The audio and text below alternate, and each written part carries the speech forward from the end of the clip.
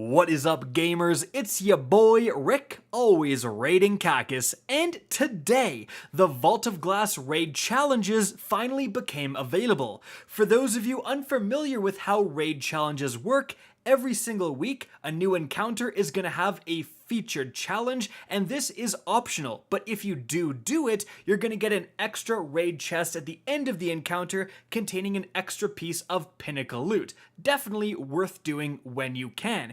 And these raid challenges are going to be identical to what they were for the Day 1 Tempo's Edge challenge to get the Vault of Glass Day 1 emblem for anyone who did do those. So let's start here with the first week it's become available, and that is going to be the first real encounter of the Vault of Glass, and that is the Defend the Confluxes encounter. So, for this encounter, you are going to be defending the Confluxes as you normally would for the majority of the time. The one catch for the challenge is that all of the wyverns that spawn must be killed when they are sacrificing themselves to the Confluxes.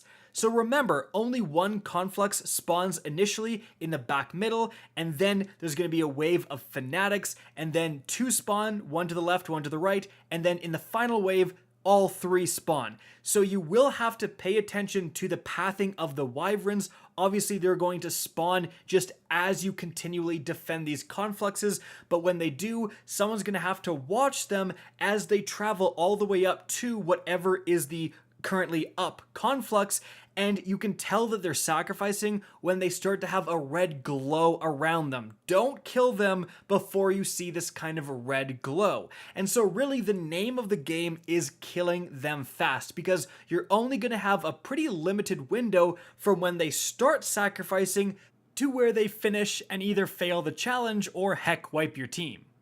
And that's really it for how to beat this challenge, but let's talk about some tips and recommendations to let you actually do this easily. So, a lot of you may be inclined to damage the wyverns as they move up to the Confluxes. You can absolutely do this, so when they start sacrificing, they're, half health and they're much easier to melt.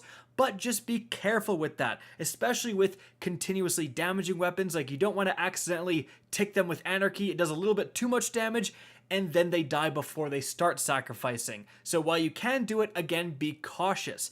I would simply recommend letting them get all the way up and then just melting them. There are a couple of things that will delete these wyverns. Number one on the list is absolutely going to be Titans with Thunder Crash and the Cuirass of the Falling Star exotic chest piece. That will let them one-shot kill these wyverns.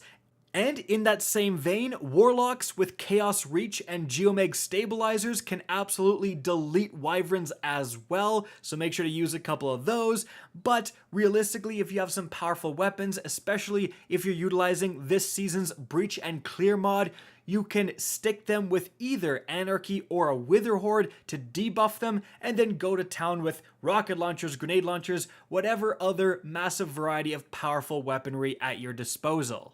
What I'm using in the background gameplay is the Wither Horde to stick and debuff them, followed up by the Behringer's Memory to absolutely clap them after the fact.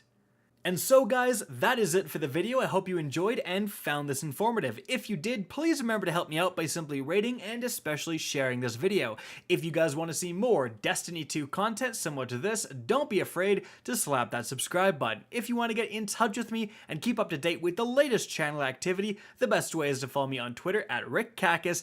That's linked in the description down below. Again, I hope you enjoyed the video, and as always, have a good day.